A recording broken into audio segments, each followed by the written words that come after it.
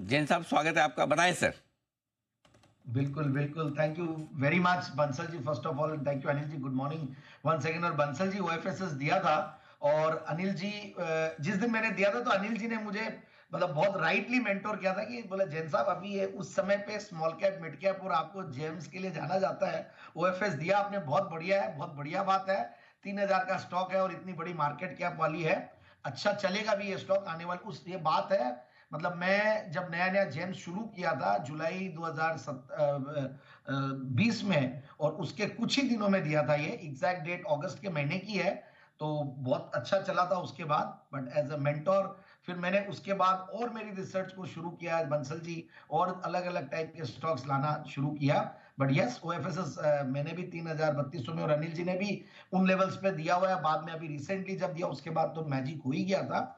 And the company still मतलब resilient, मतलब ऐसा नहीं कि करेक्शन तो देखिए सब में आ रहा है। एंड मेरी तरफ से भी जो हमारे जो प्रेमी हैं उनको भी मेरी तरफ से बहुत बहुत धन्यवाद, जो हमें कृतज्ञ रहते हैं। और बहुत सारे लोग ऐसे मिलते हैं अनिल जी, क्योंकि अब आजकल तो आपके पास जितने सारी ये सब न्यूज आती होंगी, और मैं तो काफी बोलता रहता हूँ ये सेमिनार में, तो वो याद कर रहे हैं। अब तो जयपुर इंतजार कर रहा है, बहुत जबरदस्त रिस्पॉन्स है, और बहुत लोगों के अनिल जी मैसेजेस आ रहे हैं कि हमें भी अनिल जी से मिलवा दीजिएगा एक बार। और अनफॉर्चुनेटली मैं नहीं हूं उस दिन, मुझे बहुत अटपटा लग रहा है संडे के दिन।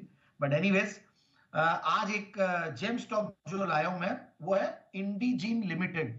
इंडीजीन बहुत छोटा सा नाम है, INDEGENE, इंडीजीन लिमिटेड।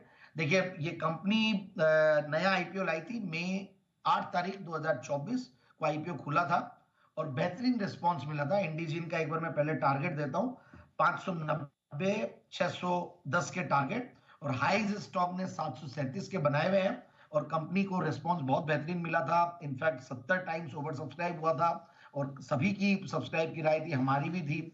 और ओवरऑल ये कंपनी करती क्या है, बहुत ही यूनिक बिजनेस मॉडल है, जो कि मुझे सबसे बढ़िया अट्रैक्ट वही किया, और पहली बार जेम्स में कवर कर रहे हैं। तो समावेश है ये कंपनी एक हेल्थ केयर और टेक्नोलॉजी की। हेल्थ केयर मतलब फार्मा कंपनीज को बहुत सारे अलग अलग कामों में हेल्प करती है, और इनफैक्ट जो काम करती है उसको मैं थोड़ा सा बता देता हूं। ये लोग एंटरप्राइज कमर्शियल सॉल्यूशंस देते हैं, ओमनी चैनल एक्टिवेशन करते हैं, एंटरप्राइज मेडिकल सॉल्यूशंस देते हैं, मतलब ये बेसिकली डोमेन एक्सपर्टीज इनकी है हेल्थ केयर में।